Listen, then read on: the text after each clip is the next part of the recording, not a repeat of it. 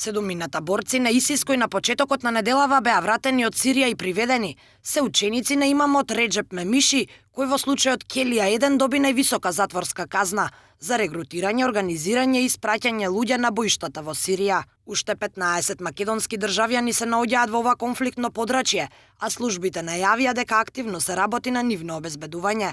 Според информации од безбедносните служби, за приведените борци веќе се обезбедени докази подкрепени со изјави и ќе се теретат за учество во странска паравоена формација и тероризам. Меѓународната заедница веќе ја пофали одлуката на македонските власти за прифаќањето на репатриацијата, а безбедносните служби брифираат дека ова е најбезбеден метод, бидејќи е единствен начин за целосна контрола на процесот. Безбедносната проценка на службите во моментов е дека состојбата е мирна и Македонија нема терористички закани. Регрутацијата на борци од Македонија е намалена по 2014 година, кога беше донесен новиот кривичен закон, а во последниот период забележително е дека регрутацијата се одвива преку интернет. Во Сирија се наоѓаат и 9 жени со македонско државјанство, кои отишле да им помагаат на борците на ИСИС, но процесот за нивно обезбедување и кривично гонење е потежок бидејќи тешко се обезбедуваат докази дека сториле терористички акт.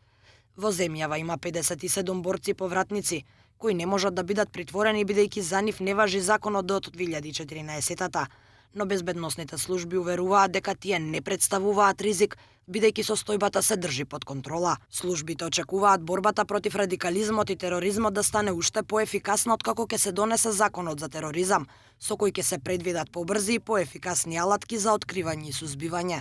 Ваквиот закон е дел од реформите предвидени со националната стратегија.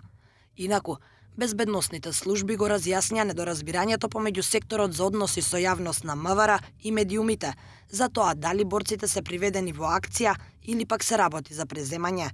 Македонските власти доставиле список со своји државјани до меѓународната коалиција, а откако лицата биле обезбедени во земјава и откако МВР го потврдило нивниот идентитет, биле и формално приведени и префрлени во шутка. Вкупно 156 лица од Македонија биле дел од ИСИС, од кои 35 се загинати, 23 се наоѓаат во нашите затвори, а тројца во затвор во Турција. Службите оптимисти дека наскоро ќе ги обезбедат и оние 15 лица кои се уште се наоѓаат на сириските боишта.